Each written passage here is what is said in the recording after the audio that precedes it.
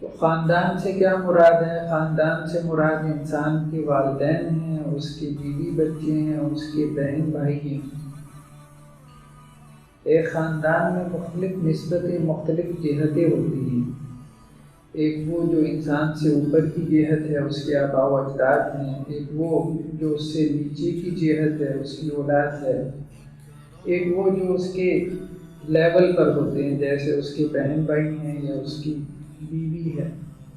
تو استحکام خاندان سے مراد یہ ہے کہ یہ جتنے رشتے ناتے ہیں، والدین کا ہو، اولاد کا ہو، بیوی بچوں کا ہو، بہن بھائیوں کا ہو، ان رشتوں کو جوڑنے میں مرد اپنا کردار ادا کرے۔ رشتہ توڑنا یہ بہت آسان کام ہے، لیکن رشتہ جوڑنا اور اس کو جوڑے رکھنا، اس میں اپنا کردار ادا کرنا، یہ مرد کی اصل ذمہ داری۔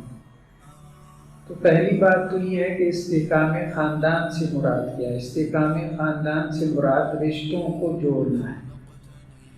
رشتے جڑے رہیں گے تو وہ خاندان مضبوط ہوگا، رشتے ٹوٹ جائیں گے تو خاندان بکھر جائے گا، اور بکھری ہوئی خاندان کو کوئی مستحکم خاندان نہیں کہتا۔